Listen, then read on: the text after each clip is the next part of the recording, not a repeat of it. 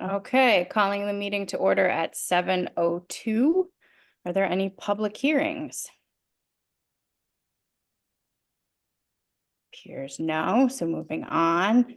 I don't have any updates for the agenda or calendar. Does anybody else? Nope. Okay. All right, so moving on to warrants. Okay, I've got for payroll, batch number 312 on 12/12. And batch number 313 on 12/26. I'm sorry, on 12/12 in the amount of $85,831.97. I am not with it this evening. I apologize. And then 12/26 was batch 313 in the amount of $86,579.91. And then I've got a voucher from 12/26. It's number 3015 in the amount of $40,818.20.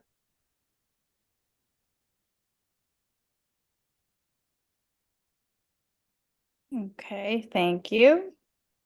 Is everybody all set with that? Yep. Okay. Oh, Trevor. Sorry, could you just give me the date for the voucher 3015 again? 12/26. Thank you. Okay. Thank you. Any gifts? No gifts. Okay. And it looks like we need an acceptance vote on grants.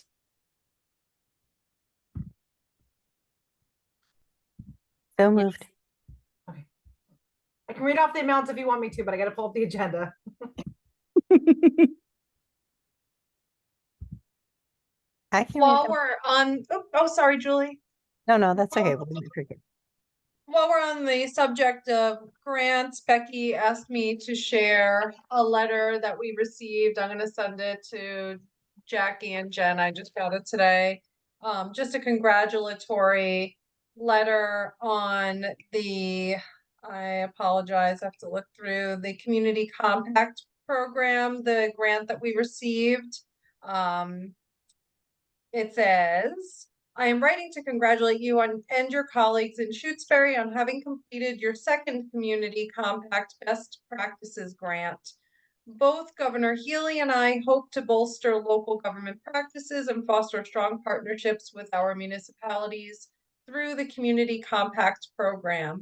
Your participation in this program, in particular, your work to undertake a school operational efficiency study is commendable and will provide key short and long-term benefits to the town of Shutesbury. That's as far as I'll read, but just wanted to pass that along. Yay.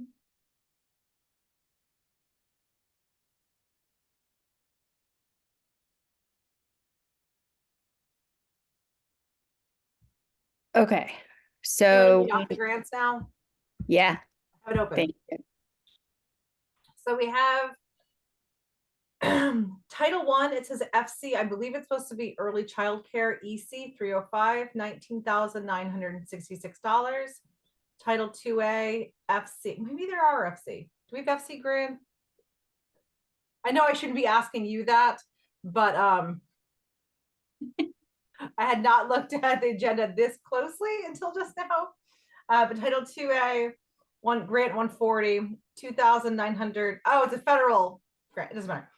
$2,906. Title 4, grant 309 for $10,000, and IDEA FC 240, $46,630. Early childhood IDEA grant 262 for $2,556, and IDEA Part B grant 274, $6,148.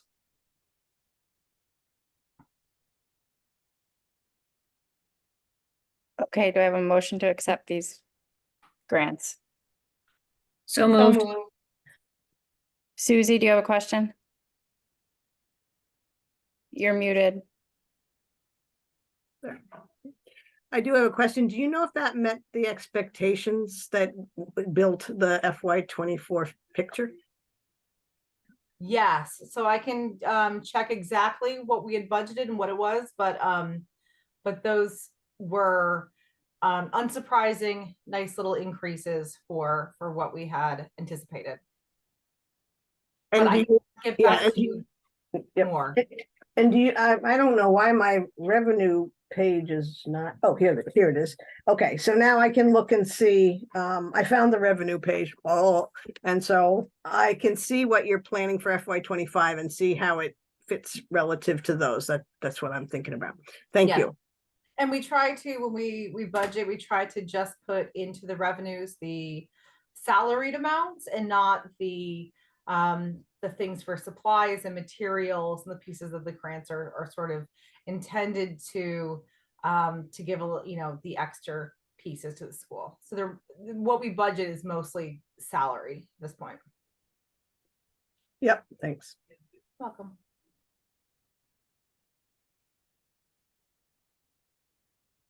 Okay, I think now we just need a second. Second. Oh, wait, I think I moved that. I'll second. Second. Okay. All those in favor? Martel, I. Taylor, I. Heard I. Rose, aye. Okay. Approval of the minutes from November 30th. I did not see the minutes in the attachments previous to this meeting. They were sent in a second, I believe in a second email Pam sent on December 15th. Okay, excellent. I'm gonna abstain from all of this because I did not get a chance to look at that. Yeah, I apologize for that. I was in the middle of the grading frenzy, so I got them to Pam a little late, and she said she had to send them to like a follow-up email. Understood. No worries. I move to accept. I I'll second. second that, but I don't know if we have enough people. All those in favor? Heard Taylor, I. I. My UI. Rose, aye.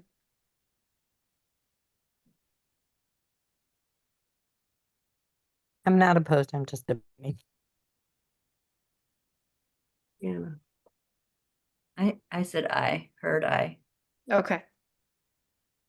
All right, unfinished business, any updates regarding capital projects or building process? I know Jackie's not here, but does anybody have anything they want to share? I can share on that a little bit from capital planning. It seems like Steve Sullivan wrote a grant for the parking lot for fiscal year 2026. So it's gonna be not happening this year, but next year, I believe. I asked them to have Steve check in with Jackie and just make sure that everybody's on the same page with that. I figure he would have before he would write a plan out, but I just wanted to make sure that they were on the same page with that. As far as all the trim and all of that goes, that's going through for this coming year. So I think that's all set and gonna be pushed through, hopefully. Okay, excellent. Superintendent search. Oh, Susie, sorry, I'm not very fast on the draw tonight. sorry, I'm quick. I can see why. I do know that Lenny Zerwanka, the fire chief, is discussing putting in a 30,000 gallon water tank underground to help provide a water source in case there's ever a fire there. And so the sequence of how things will be done that's a proposal. So the capital planning heard that proposal and they wouldn't want to do the parking lot, and then dig it up and put the 30,000 gallon tank. So they're working on it. It has some other pieces to it, and that's a good thing. Definitely. Okay, Julie, superintendent search. Okay, I'm happy to report out this room has suddenly become a hub of activity, so sorry for background noise, that will happen. So superintendent search committee the last meeting we had was on December 13th.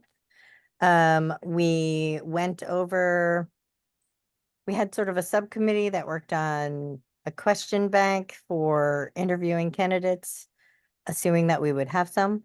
And then we reviewed all of those separately. We got together and said sort of which ones we thought would be the best questions.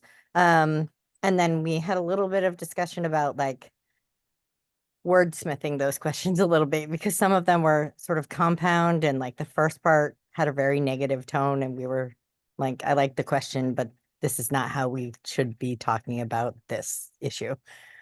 So that committee is going to work a little bit on those issues specifically. Applications for submission were due on Tuesday, and we have 5 applicants. And this next part is completely like confidential, so we already have a rubric to review those candidates.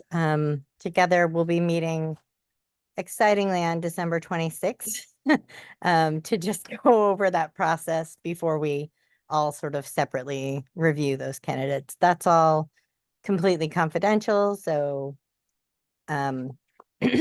at that point we'll get together after we've reviewed, and that's kind of where we are with that. Does anyone have any questions? I do. Shush, that was a child, sorry. I'm gonna mute now so that doesn't happen.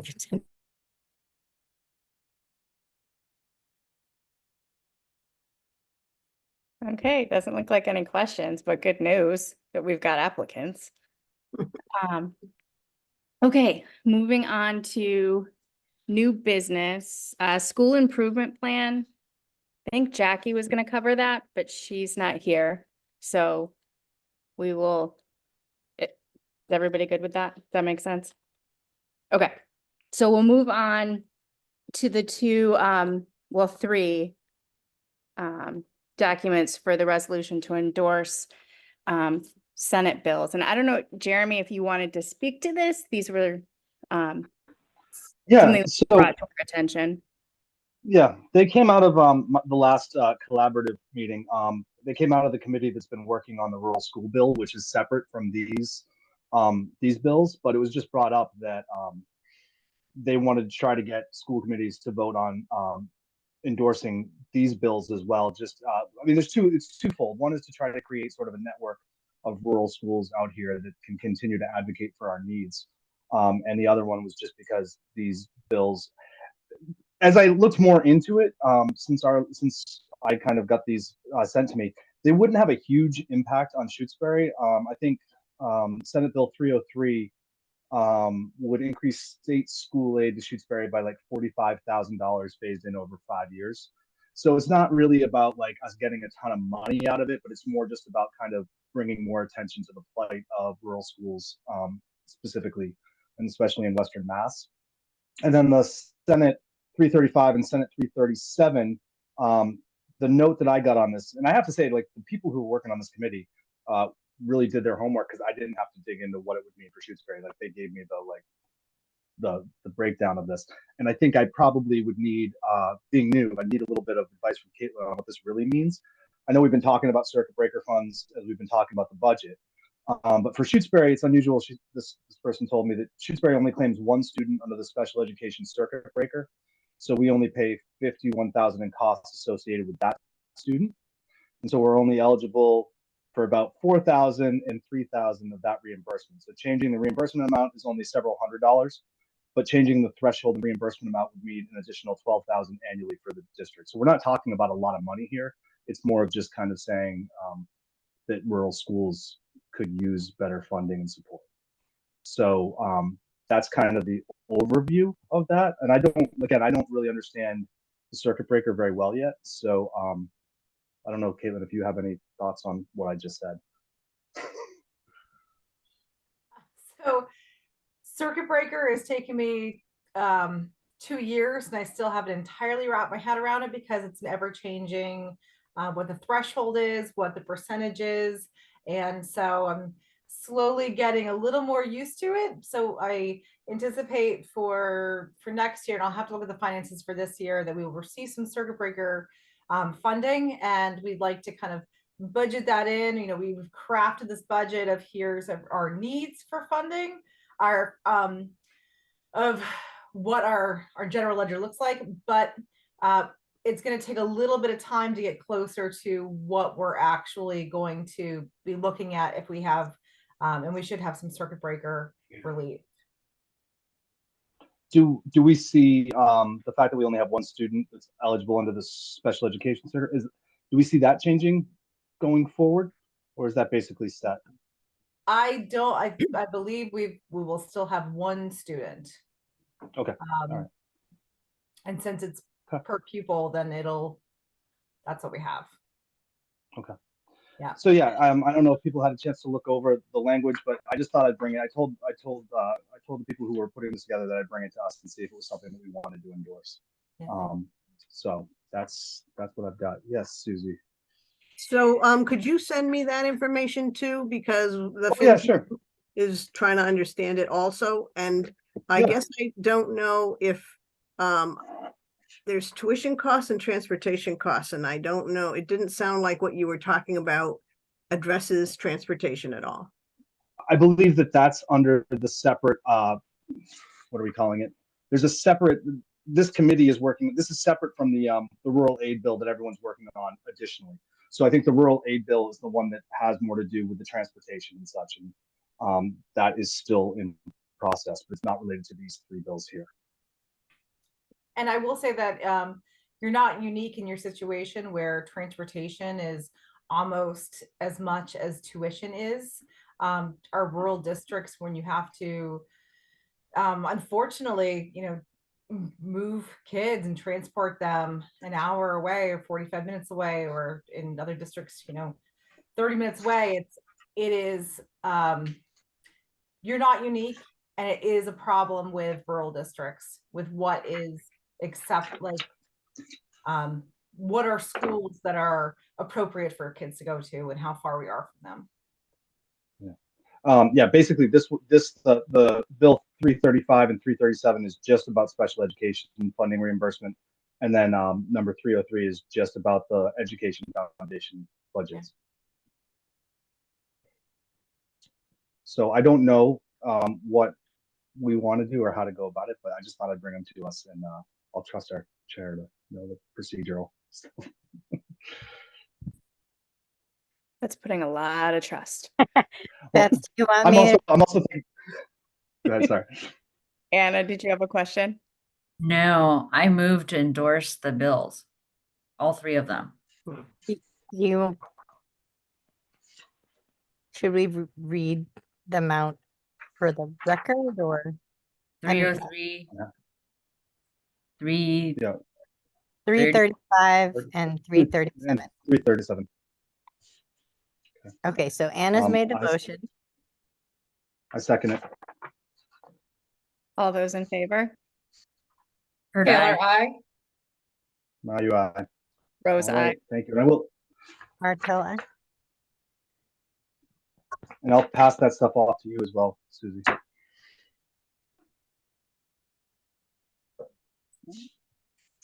Okay, moving on to reports. Superintendent's report. Jen's not here, so we will continue on. Caitlin, you're up.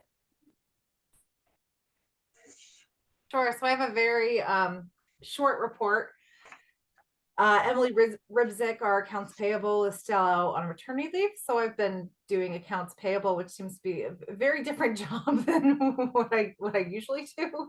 So there's been a lot of this day you do this day you do this. But we're happy to have her back at the end of January. So, but we have had some, we've looked at the budget, and the budget has not changed since the last time we met, because there was only 3 weeks ago. So we haven't had the time to really, or the opportunity to see how some of the utility bills are going and get an idea of what the costs are going to be for those. So I'm going to bring up the budget. So if you have questions, then we can talk about it now. And I think this is the right one.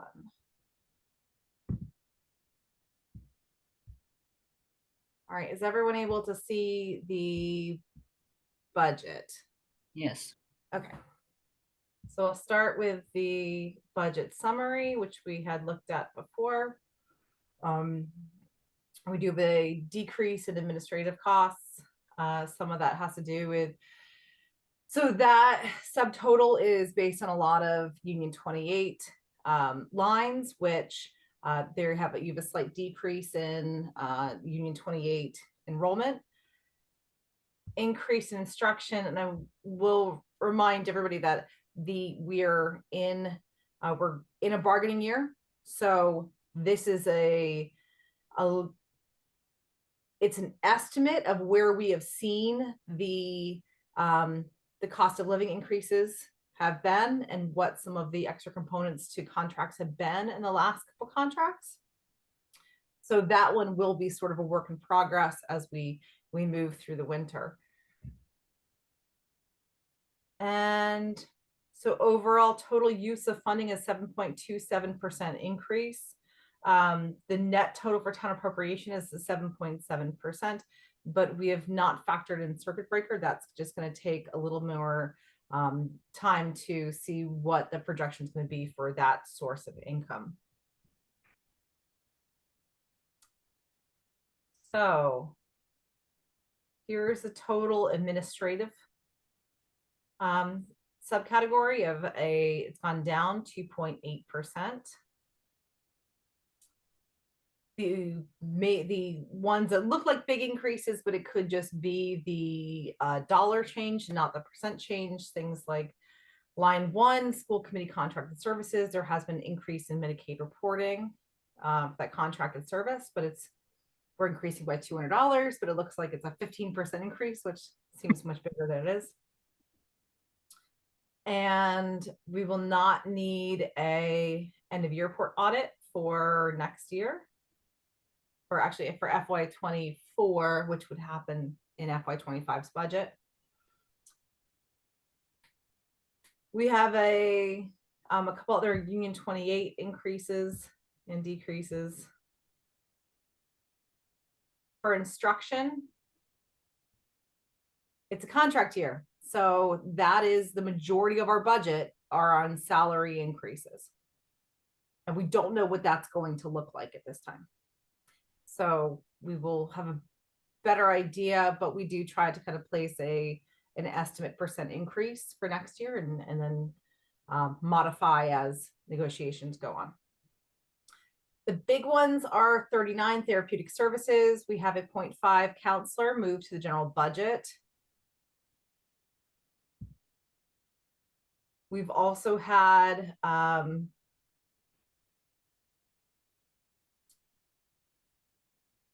well, that would be that's the only one for that one. Substitutes, we'd like to increase to move closer to the expense of what the substitutes are under their I think about a year ago, Joint Supervisory Committee voted to increase the sub rate and in the schools. In line 57, we have an instructional software materials. We have an increase just in subscriptions costs, and that's been, we've seen that in actually all of our budgets this year, that subscriptions are just going up. And even though it's only $500, it does hit the that line and looks like a more substantial increase. Stop me if you have any questions at any time. For other school services, the line 71, the special education transportation line, that's the big one, which is a huge driver. So we're at a 42.21% increase. And a lot of the plant and operations maintenance lines, we're going to be monitoring throughout the year to see what fuel, power, maintenance look like through the year. And we did have a reduction for line 83, networking and telecommunications, because last year we increased it to change budgeting softwares to update it. There was a one-time expense in the implementation of it and the training, and so that should go down next year. That will go down next year. So there was a reduction in that line. The fixed charges, those are all based on just a smaller allocation of Union 28 expenses. Susie, did you have a question? Yeah, on the lines 78 and 80, are any of those costs salary related?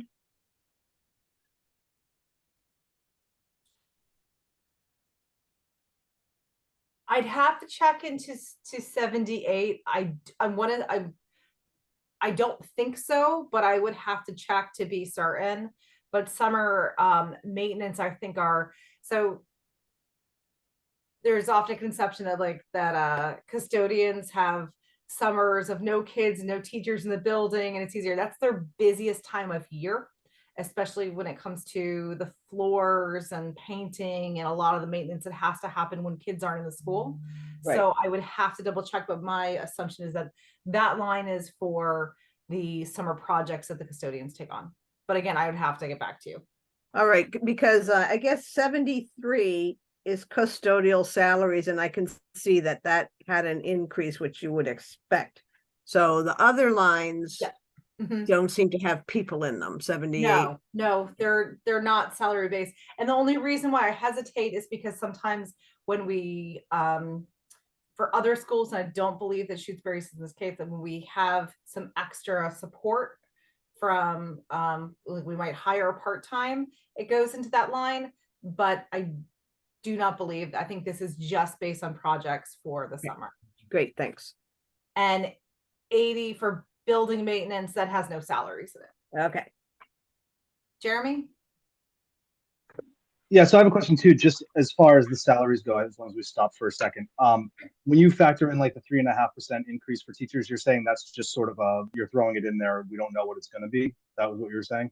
I think I put in a 3. It wasn't 3.5%. I'd have to double Right. check. But whatever's there is just a sort of made up placeholder number until It we is. negotiate. Yeah, we go Okay, through thank you. every single person that's in the building, and we assume that they're going to continue next year. And so then we calculate their not just what their COLA, the estimate could be, but we also fine tune what their step increase is going to be. If we have any applications for column increases for education, and also longevity. We look at the contract and every single person that works there so that we can kind of pinpoint exactly where they're going to be. So the only thing that is an estimate is what the COLA is, and also just assuming that it's going to be the same staff next year. So if we have someone that's there now and they might leave, that may mean that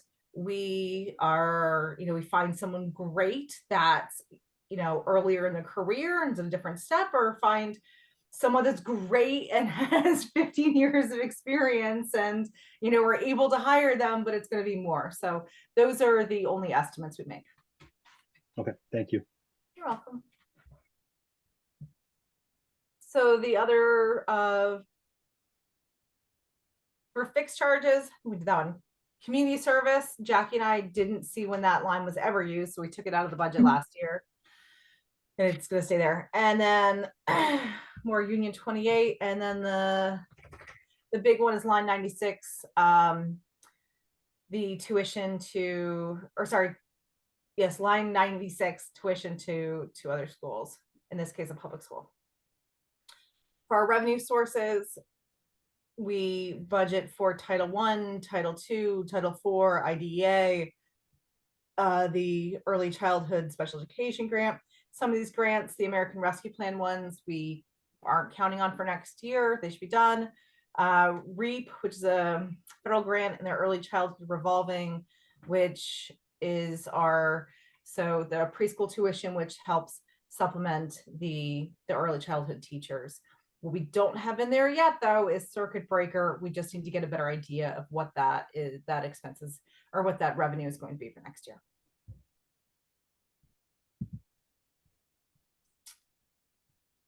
And looking at ESSER and school choice, we would be leaning a little bit harder on school choice next year because we usually budget about 150,000, but in this case, we'll probably need about 161,569 to cover the increases of the ELL teacher and just regular salary increases. And because ESSER will be done, we're looking at moving that adjustment counselor position into the general budget.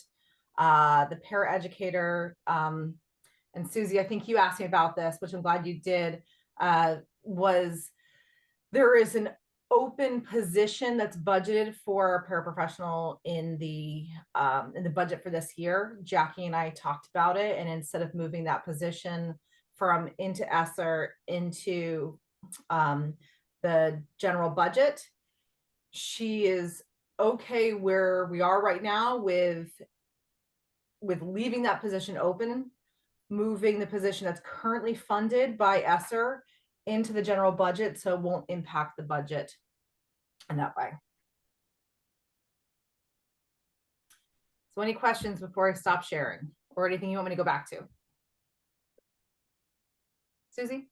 Yeah, so let me think that out a little bit more. The paraeducator the position isn't filled in FY24. The ESSER money will go away. It doesn't get to roll forward, right? Yes. So the Right. position that's unfilled is in our general budget right now. The position that's being paid by ESSER is being paid by ESSER. It's a different position. So we would take that person, and instead of her coming out of the ESSER payroll, she will move into the general budget, and so that it won't increase because we'll have the same number of paraprofessionals for next year. Okay, so there's one already in the general budget, and that person, that position will stay, and this one that is being funded by ESSER grants isn't going to be covered in the regular budget. So next year, the person that's currently being paid by ESSER will be paid by the general budget.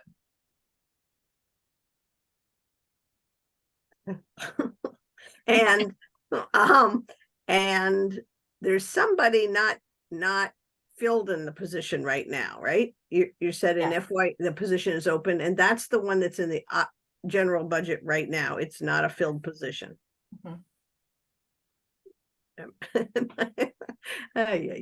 Okay, I'll keep, because I have to explain this to other Oh, people. and I understand.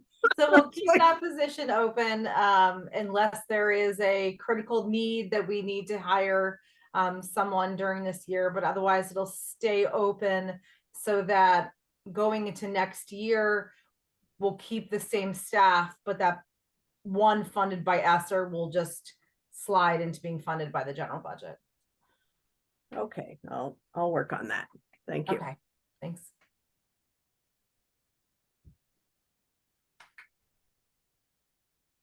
All right, I'm going to stop sharing so I see everyone's face a little bigger. I do want to say, the FinCom's review schedule keeps switching around. So now it looks like if we can meet with the elementary school budget review on January 23rd. That's after your next meeting in January. So usually you vote at the next meeting. And then when we meet on the 23rd, you'd be saying, this is the draft budget that the school committee supported. Is that going to work into everybody's schedule?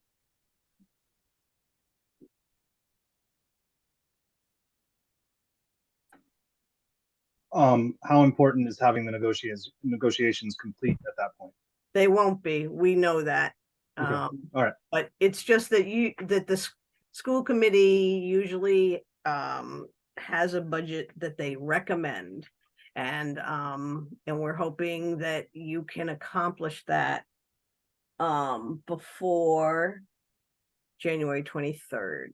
That's when we'd like to meet and say, these are the numbers that you're working on. And we know that the negotiations won't be settled. In fact, the superintendent's fee won't be settled either. A lot up in the air. Yeah, yeah. So Susie, you're looking for a recommendation, but not necessarily a vote on the budget, because I think that usually happens. Well, I guess later. it's called a vote. So I'm just trying to remember back. Remembering Dan said this is the voted FY24 budget. So now you would say this is the voted FY25 budget. If you can pull that off by the 23rd. I can hold on a second. I can check when the budget was voted on last year.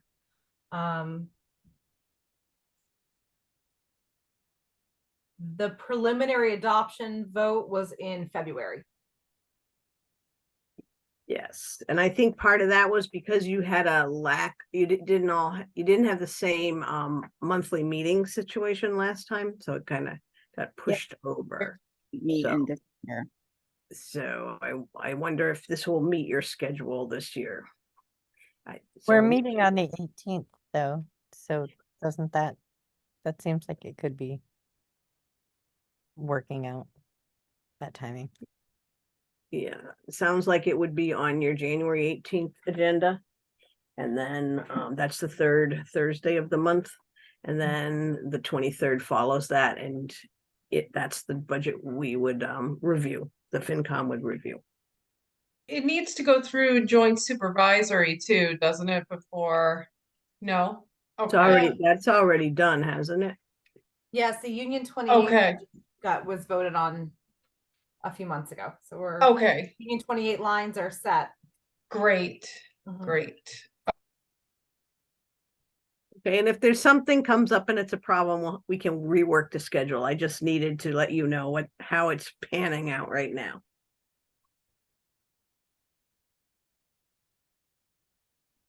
Susie, just so I can be realistic with myself, what time in the evening are you sort of proposing?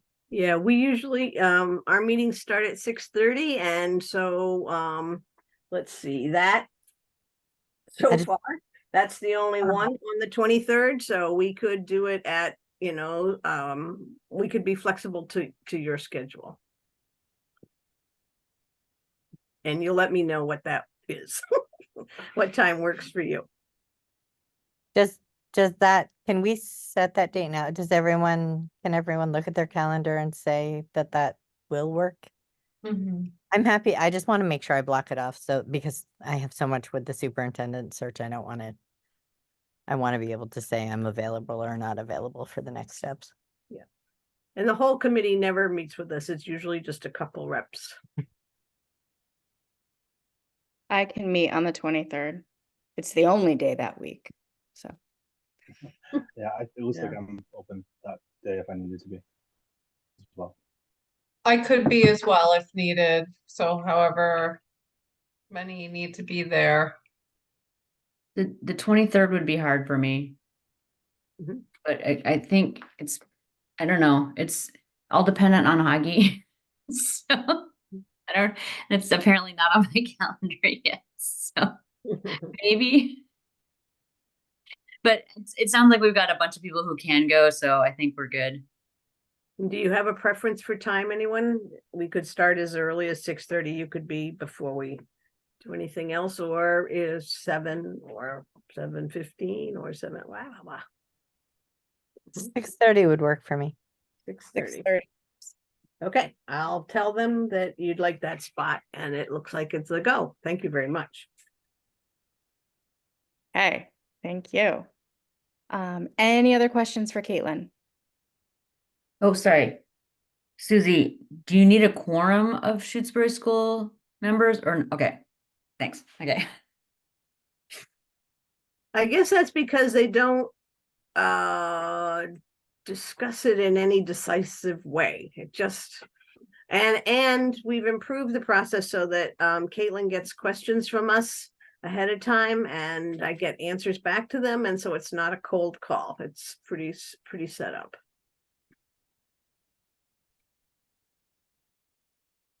Thank Okay. you. I really appreciate that.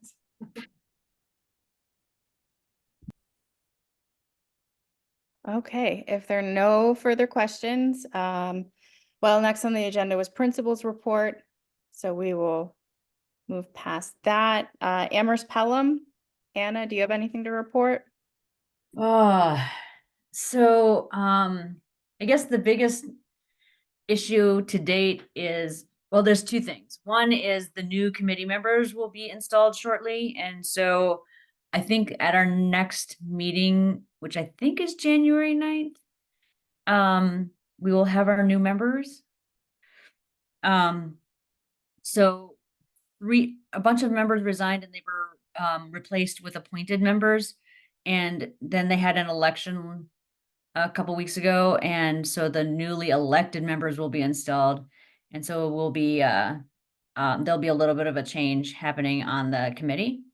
And then the track issue is front and center right now, so I'm not sure how informed all of you are on the track issue, but the high school track needs replacing, and the current state of the track is on a culvert that's surrounded by wetlands and doesn't drain properly and has all sorts of different issues. And so the idea is they want to reorient the field in the opposite direction. So it's like, I don't know if it's north-south now, and they want to turn it east-west.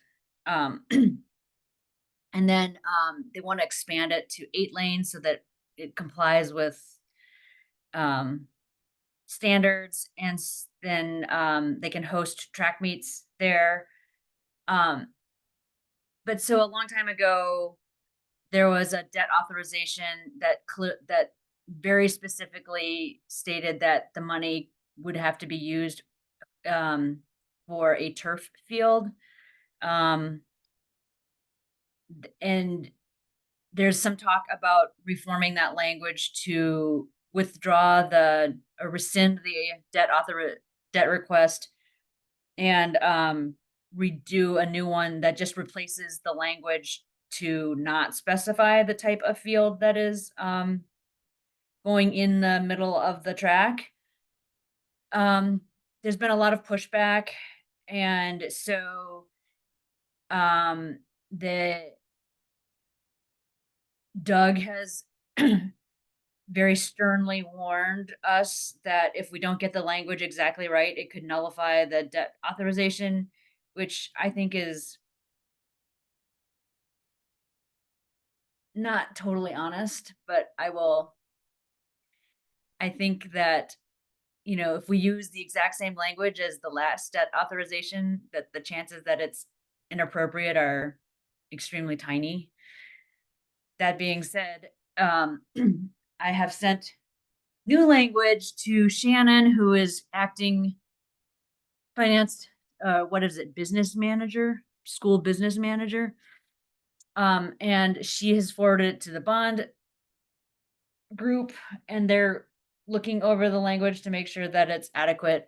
And then I think we will attempt to try to vote on the new language in the next meeting, but we'll see where that goes because the new members have different views, and it's not clear whether it will even make the vote. So we'll see about that. For me, my concern with the track project is that costs have escalated dramatically since the first estimate.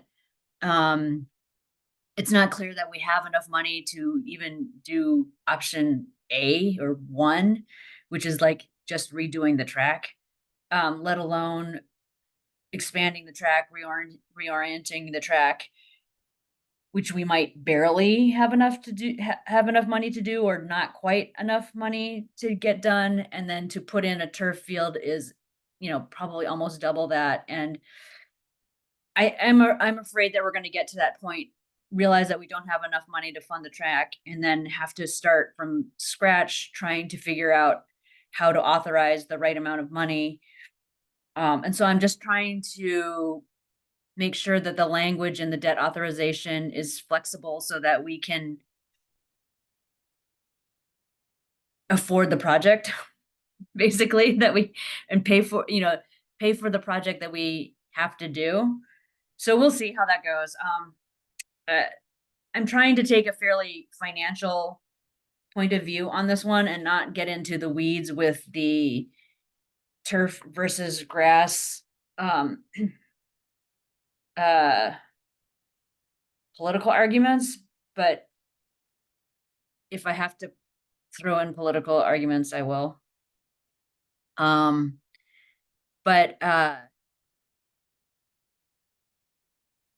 the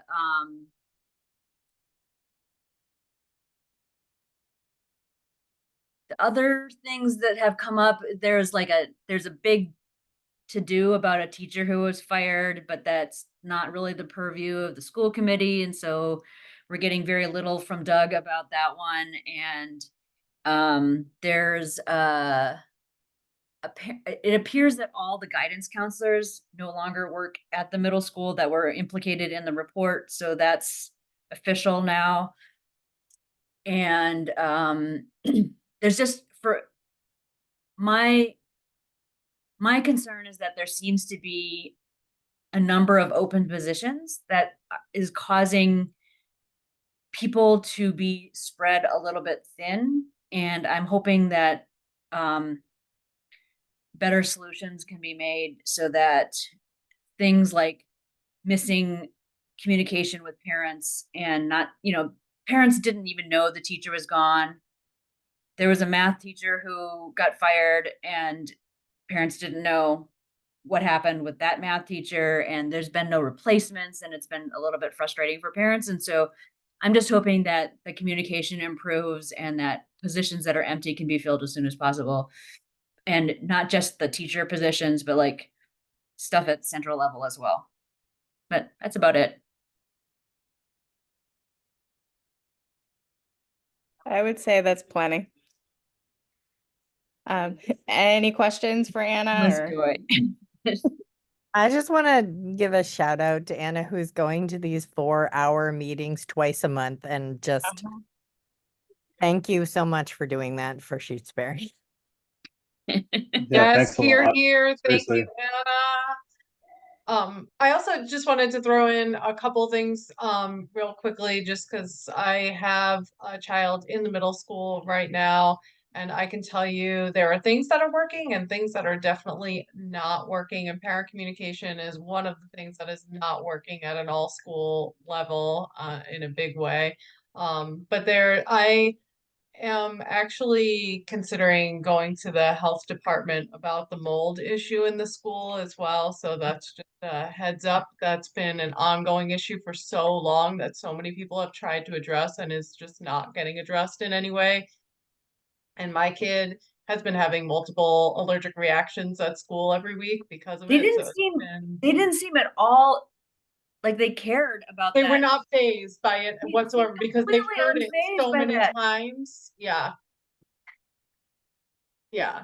And there's so many parents. I got emails actually after I spoke up about it at the meeting from parents saying, thank you for saying something. Like, we've tried every avenue of approach and nobody's doing anything. So, yeah, I think next logical step is the health department on all that. I think that's a good idea.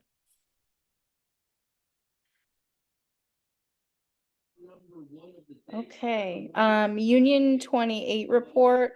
If I'm remembering correctly, we don't have one because we haven't met. Our next meeting is in January. So Jeremy, do you have anything on the collaborative to report? Can I just throw in that, sorry, I just want to make note that likely there will be hopefully some movement with recommendations from the superintendent search committee that would be on that agenda. Just to throw out there. That next one I think will be an important one. Caitlin?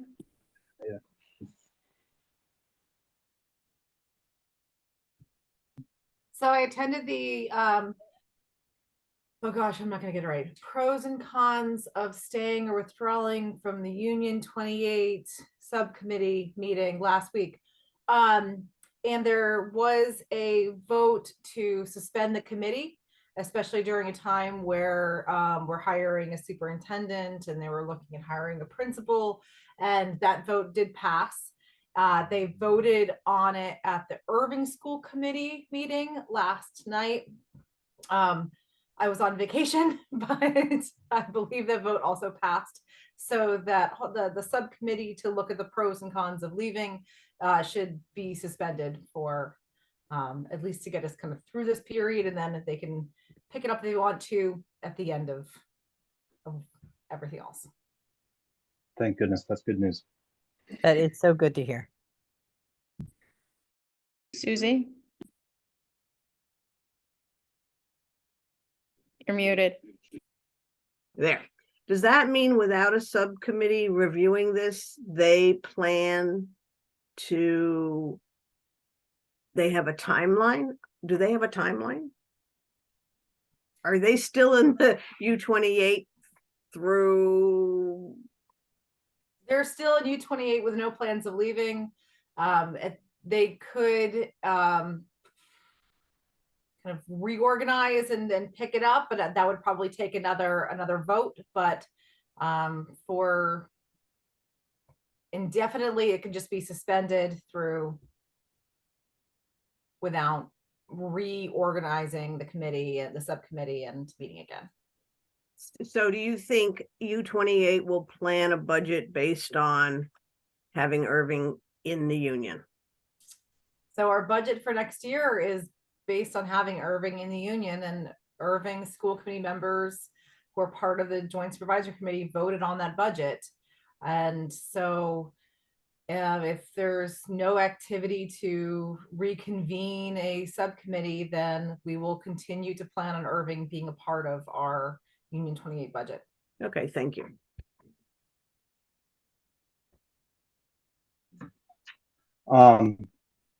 So as far as CES, the most interesting thing to me that came out of it was what I presented at the beginning of this meeting. There was a lot of conversation just about the programs of CES and what they're doing. I will forward to everybody the CES's director's report from this month, and if you're curious about more details, you can look there. But the thing that most pertained to us and continues to pertain to us is that committee that's working on the rural schools initiative and these bills as well.